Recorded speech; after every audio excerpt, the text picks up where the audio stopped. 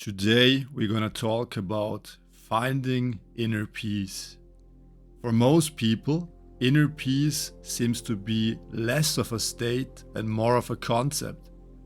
Sometimes there is a fleeting moment in which they feel the beauty and power of inner peace deep within themselves. But as quickly as this moment arrives, it usually disappears just as quickly. If I ask you the question, who are you? What will your answer be? I will leave you alone for 10 seconds so that you can think about your answer.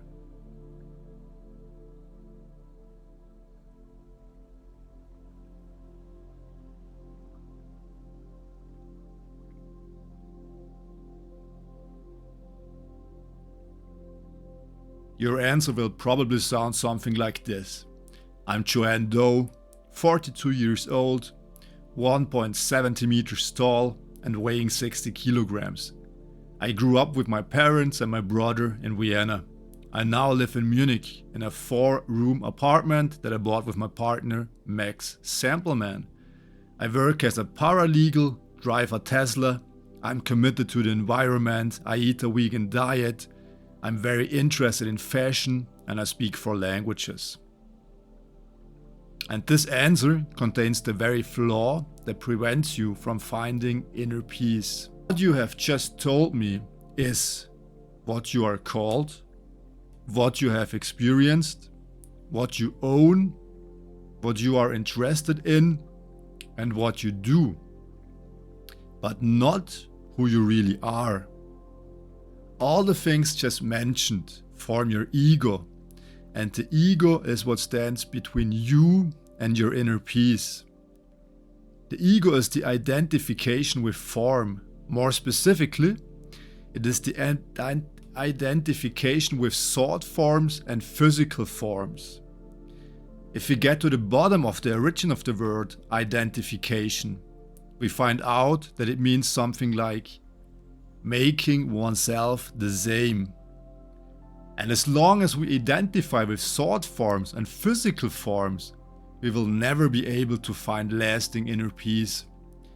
This is partly because all forms are transient, and partly because we derive our self-worth from these forms as long as we identify with them. Since all forms are transient and we derive our self-worth from them, we live in constant fear. We live in constant fear of not having enough, which in this context is the same fear as the fear of not being enough. When we define ourselves through our ego and thus identify with forms, we are in constant struggle and comparison with other people. And those who constantly compare themselves with others and always have to fight to have more and be more can never find inner peace, no matter how much they have or what they are. Using K.W.N as an example, let's look at how the ego works and why it will always create suffering and why we can never feel lasting inner peace as long as we define ourselves through the ego. The ego can be divided into content and structure. The structure is the same in every person. The content is interchangeable. The structure always involves the words me, myself, my, and mine. In K.W.N's case, the content includes her Tesla car, for example.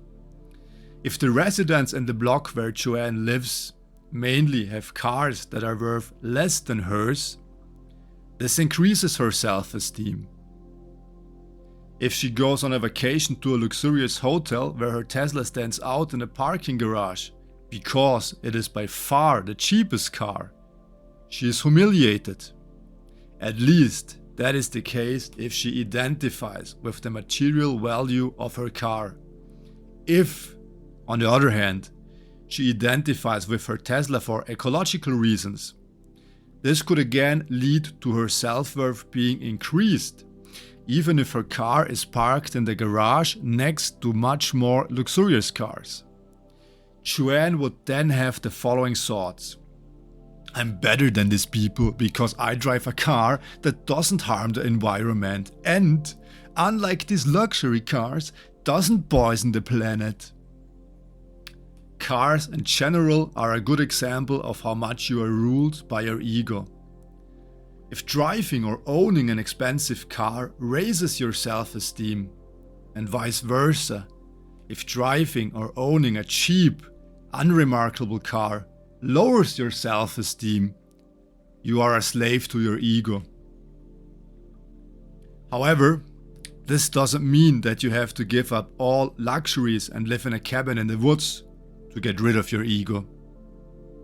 If fast and beautiful cars give you pleasure, and you have the financial means to afford one, you are welcome to do so. The problem only arises when you identify with the form, in this case, the car. A millionaire can have a lot of possessions and still be completely free of ego, because he identifies neither with what he has nor with what he does. On the other hand, someone who lives in a hut in the forest and in harmony with the environment can be completely obsessed with the ego. This is the case when he identifies with the form of the environmentally conscious person living in the forest and feels superior to other people as a result. Let's look at another example of how K.W.N's ego keeps her from feeling inner peace and from finding inner peace. The ego is always involved when other people are blasphemed or judged. If you judge other people, you are saying that you are better than them. So you humiliate other people in order to increase your self-esteem. When K.W.N recently spoke to a friend about an old acquaintance, she told her that the old acquaintance had bought a house in a nice area this year. Because K.W.N defines herself by her ego and identifies with her home, this immediately triggered a feeling of envy in her. In response to her friend's statement, she replied, "Well, I'd rather live in an apartment than in a house anyway, and she only bought the house on debt. She always lived beyond her means." I could give countless more examples that illustrate how the ego works and how it prevents us humans from finding inner peace. Not just fictional examples, but above all, examples from my own life. Because each of us was born into a world that is full of people who are obsessed with their ego. The big problem with this is that most people don't recognize this problem and perceive it as the normal state we humans have to live in. However, as long as we live in this state, we will never be able to feel lasting inner peace. As long as we live in this state, we will never have the feeling of having enough or being enough. And in order to temporarily kill this feeling, we will always strive to have more and become more, making life hell for ourselves in the process.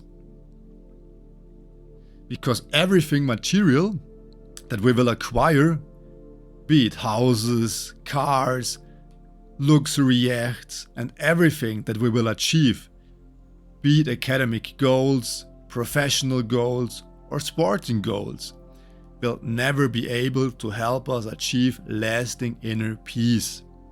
As long as we identify ourselves through these forms and derive our self-worth from them, the search for inner peace is like a bottomless pit.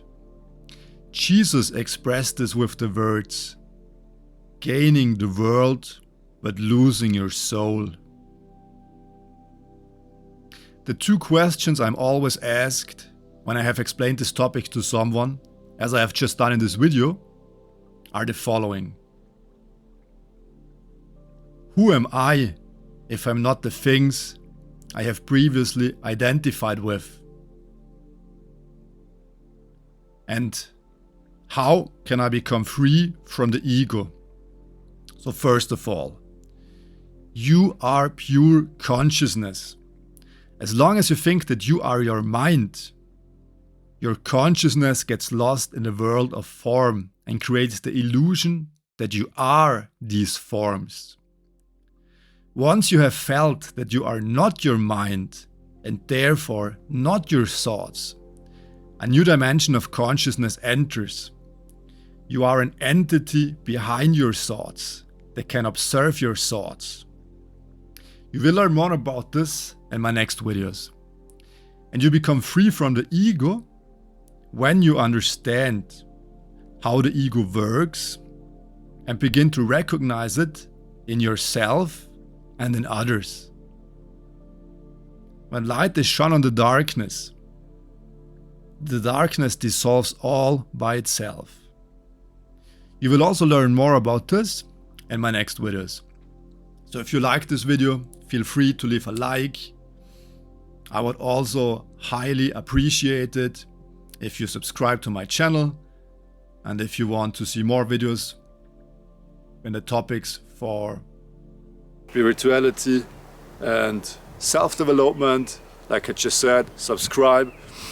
I almost post weekly 1 or 2 new videos. I just made a break for about 2 months because I had to do some other stuff, but there will follow a lot of videos on this content, especially on the topics of ego and consciousness, because this topic is so important and it helped me to gain lasting inner peace. And for me, this is the most important thing we humans can achieve on this planet, in this life. So till the next one, yours, K.W.N.